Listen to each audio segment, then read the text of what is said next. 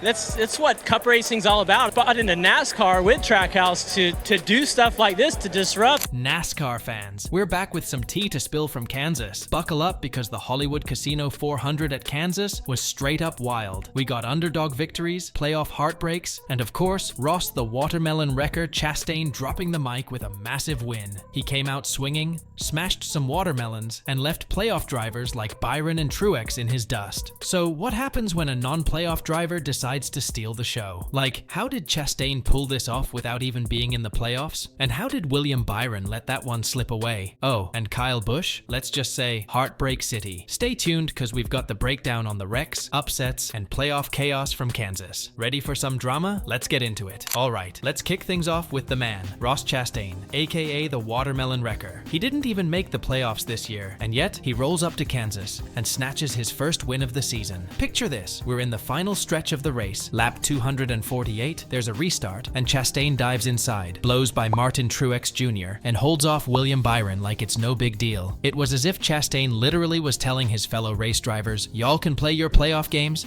but I'm taking this one. The win marked his first at Kansas and the fifth of his career, and you know Chastain had to celebrate with his signature watermelon smash. Who else smashes fruit to celebrate a win in NASCAR? That's Ross being Ross. Chastain was straight up honest after the race. He said, "Look, there's been times this year where we couldn't have disrupted the minnow pond outside of Darlington, let alone a cup race."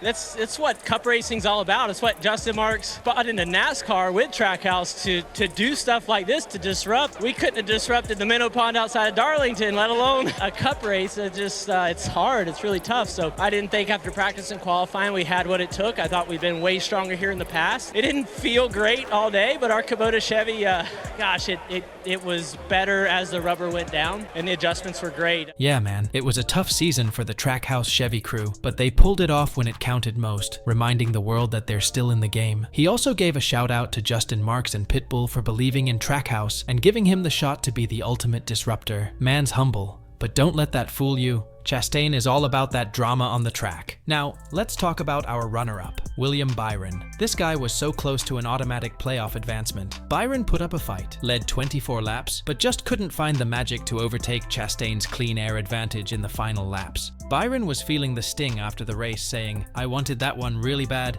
It just sucks, man." Yeah, I mean, just clean air. You know, I feel like he got the restart he needed to. I was in the second row just trying to clear those guys, and once I got clear of them, my balance is okay. A little bit tight, but just kind of inching up on them. I mean, for it to be a longer run, being in second. Damn it, I wanted that one really bad. It just sucks, man. You know what that is. So, proud of the effort. Brought an awesome car.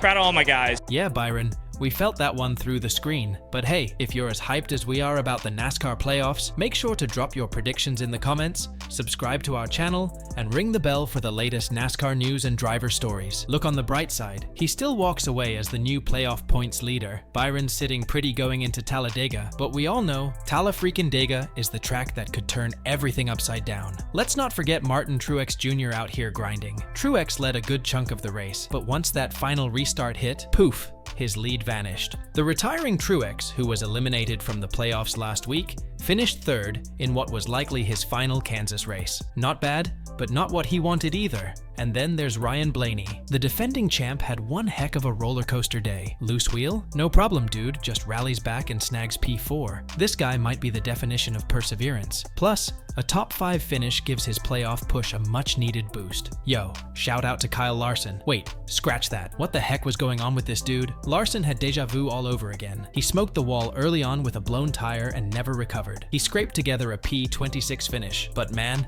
Kansas wasn't kind to him. For the first ever time, the Marty, we've got issues. Is in the wall. Oh my goodness. Remember what happened in Atlanta? The 5 crashed out in spectacular style in the first race of the playoffs. Now the number 1 seed, Kyle Larson, who dominated last weekend in Bristol, has issues in the first race of a new round. Tyler Reddick, the defending race winner from last year? Yeah, rough day. He barely scrapped by in 25th, and now finds himself below the elimination line in the playoffs. Yikes. Now let us paint a picture for you. Kyle Busch, cruising, leading the race with just 64 laps to go. While he thought, this is my moment, boom, Busch gets caught in an aero squeeze between Ross Chastain and Chase Briscoe and spins. That's right, he lost control without even touching anybody. But now Briscoe up to the top.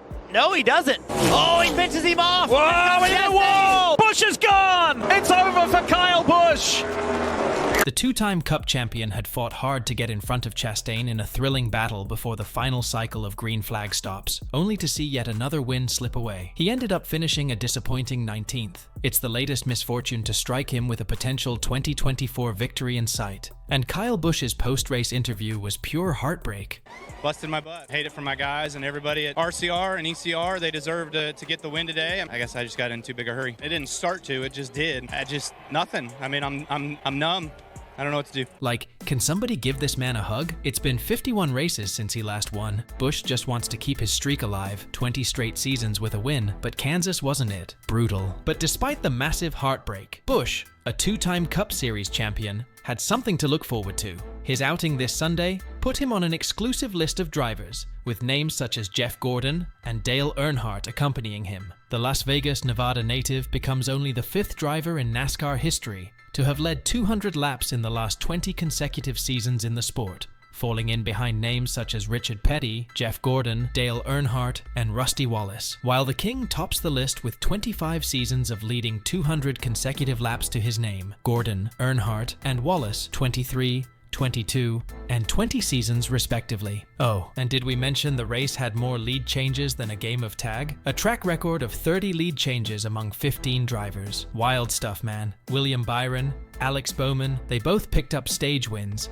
and the 10 caution flags kept the pit crews busy. It was strategy central out there, but after that last restart, it was all Chastain. With 2 races left in this round, Talladega and Charlotte Roval, things are heating up. Byron leads, but Blaney and Bell are right behind him. Larson's still in the top 4, even after his Kansas mess-up, but Tyler Reddick, Daniel Suarez, Chase Briscoe, and Austin Cindric are all in trouble, hanging below that cutoff line. Now, heading into Talladega, we know this track is notorious for turning the playoffs upside down. You can lead all day and get wrecked in the last 5 laps, or you can be chilling in 30th and sneak out a win. So, these drivers have to be on high alert. Alright fam, now it's time to look ahead. We got Talladega next, and that race is basically NASCAR's version of the Wild West. If you're a playoff driver, you're either coming out of there breathing a huge sigh of relief, or crying into your helmet. Blaney's the defending Talladega winner, but literally anything can happen at this track. Plus, with guys like Chastain lurking around, the playoff drivers better be on their toes. And there you have it, race fans. The breakdown of the Hollywood Casino 400. What do you think of Chastain's win? And who do you think survives Talladega? Drop your thoughts in the comments below, and let's get this discussion rolling. Don't forget to hit that like and subscribe for more interesting stories and updates from everything NASCAR. Do share this video with your friends. Until next time, keep the conversation going on, lucky doggone track.